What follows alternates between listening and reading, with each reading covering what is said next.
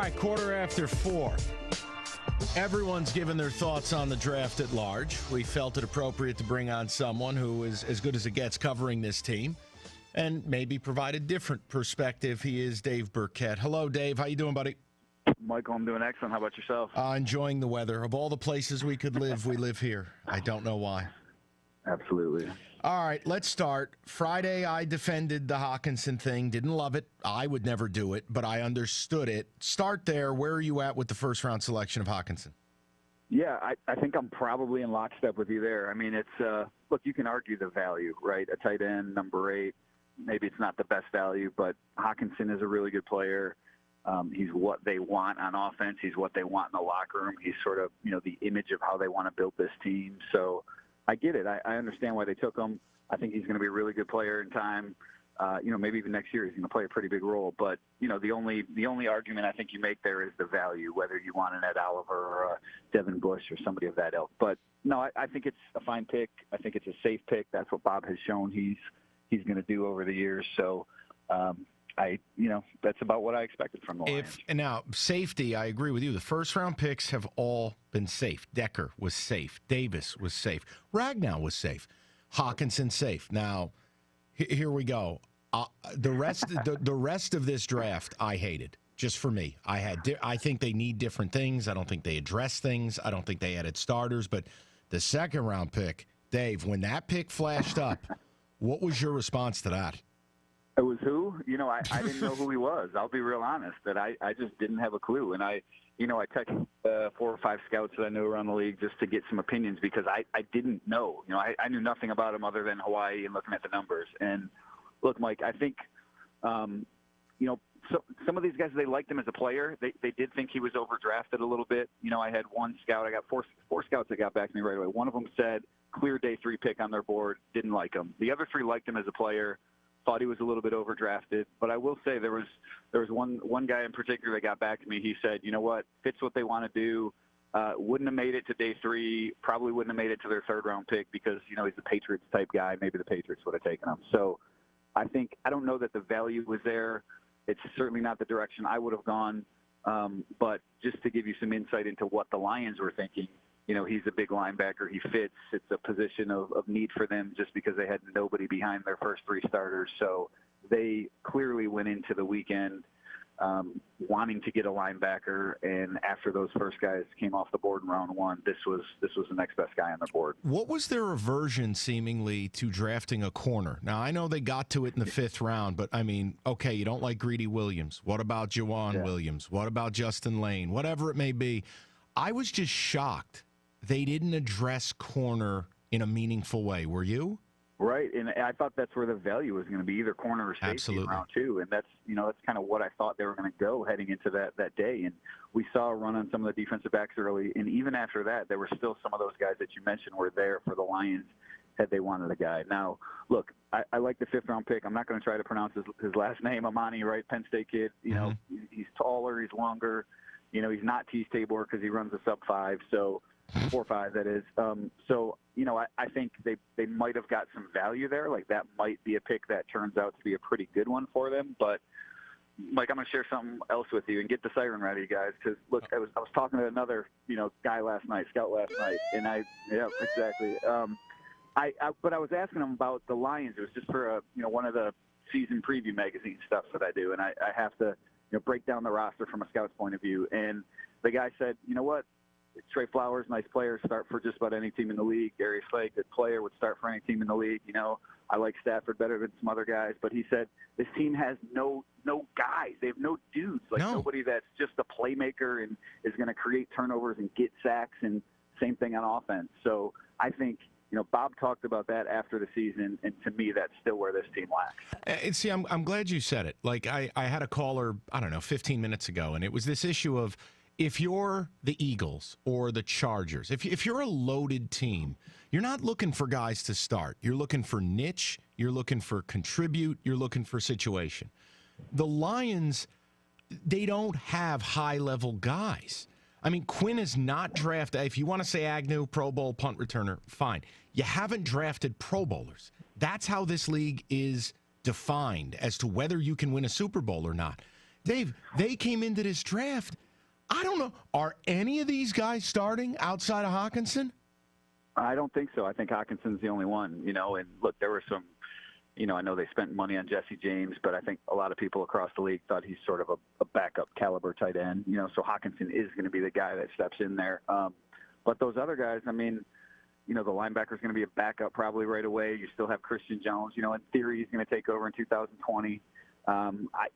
Frankly, Harris, the safety, that was some of the feedback that even more than Jelani Tavai, that was the one that I had some people questioning. Yep. I don't know about him. So no, I was don't stunned. think they got any other starters. I was absolutely stunned with the Will Harris selection, because if you go into that round and you look at how they were, what they had taken, and you go, okay, this is probably the time, great example, that they go corner. Or maybe I'm an idiot, dumb guy on the radio.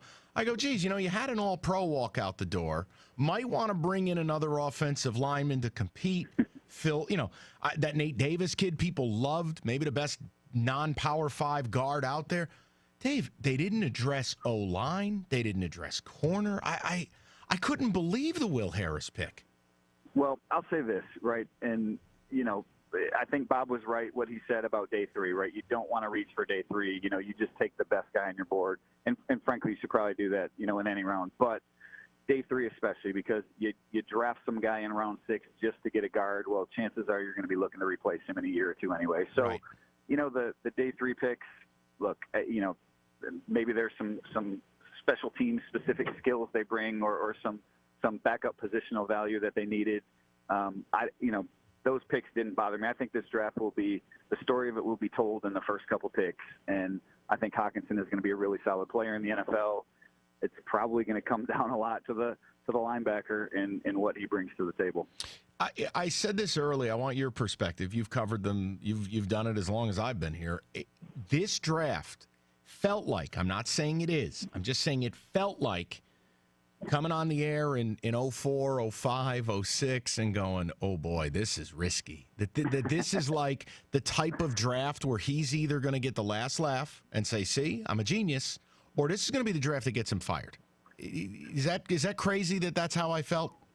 Well, not totally, but I'll say this. A lot of times you walked away from those Millen drafts in that era really just not knowing what their plan was. And I'll give Bob and the crew credit for this, is that they do have a plan. I mean, like it or not, whether this would be the way that I build the team or you build the team, I mean, they are following the way that they want to build the team. And, back when those picks were being made under Millen, it was different because they had a different coach and a different coordinator. And frankly, Matt was all over the board in those years too. But I think Bob and Matt are clearly building this in their way. And, he talked a lot about position versatility and, some of those things that he looks for in his guys, right? He wants these big linebackers that are interchangeable parts. And I think that's all fine and well. And I think they really did that. They've got some pieces that their coaches can use, but I'll go back to the very first thing, or one of the first things we talked about, is they still need some dudes out there that are just going to make some plays and that can wreck game plans for other teams.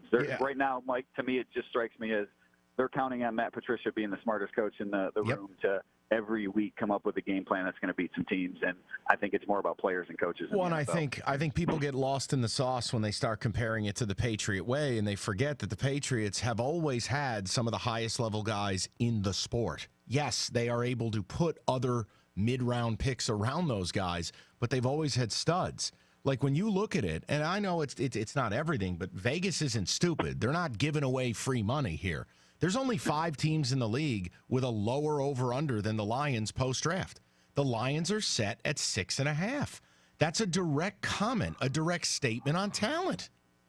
Yeah, no, I agree with you. I think they, as I look at what they did this offseason, I think they got better, right, bringing in Trey Flowers. I mean, Justin Coleman's a guy that you talk to people around the NFL, they think he's a really good slot corner. The Hawkinson pick, again, I think most people in the NFL really like Hawkinson as a player, but again, do you have those difference makers? So that's just where I sort of come down on this roster still. I think Bob has done a pretty good job of, making sure that he's going to get guys early that are getting to second contracts, and there's a whole lot of value in that. But I think you do need some studs at some point too. All right, last one for you, and I'll let you go. I just want your perspective here. He drafted like a guy who has bulletproof Teflon job security. They come out, let's say they're at that over-under. Let's say they go 6-10 again. Percentage, either of these guys lose their job. I think it's 0. Wow. I think it's higher than 0. Look, it's not a good thing for organizations to change up every year or two. It just is not. You have to have some stability. But last year was a bad year. It was a disaster. It was from May, from this time last year, it was negative headline after negative headline. And the Lions have, they're going about this spring trying to rehab Matt Patricia's image. And I do think they have rehabbed the roster some. I think they've done some good things. But I think they still have I think if they have another year like last year where it's just a total abomination like that, I think that could spell trouble for Matt Patricia. But, I think they need to take a step forward. I don't know what that step forward is. I don't know if it's 8, 9, 10, home playoff game. I don't know what it is, but I think they do need to show some noticeable progress. Yeah, the only progress in the real world, you made the playoffs or you didn't. I mean, let's not kid ourselves. We don't have a rookie QB here. You know what I mean? Like, come on, you got to make the playoffs. That's how the league's designed. And I think Mike, I think that's how it is in a lot of people's eyes. I just don't know how the Ford family would think on that. And obviously, Bob is in Matt's corner, so yep. I don't know that he's going to want to fire somebody. No, they're tied together. They're tied together. I think they exit the airplane together. They exit the boat together. Like, there's no scenario in my world where one's gone and the other's here. I just don't see it. Probably right about that. Dave, appreciate you. Thank you for dissecting this draft with me. We'll talk to you soon. Hey, Mike, my condolences early on the Daniel Jones era. I know, man. I mean, Dave, but see, I'm not one of those fans who defends their organization. I know we're a laughing stock. Like, this is what my dad told me the 70s were like. We're an embarrassment. I mean, Dave Gettleman he's Matt Millen Redux. He really is. It's unbelievable. Thank you, Dave. He's got a lot of rings. He's seen it. We'll see. Oh, please. He saw it in Denver as an intern. You stop it. You sound as bad as he does. Thank you, Dave. See ya. Bye. That's Dave Birkett.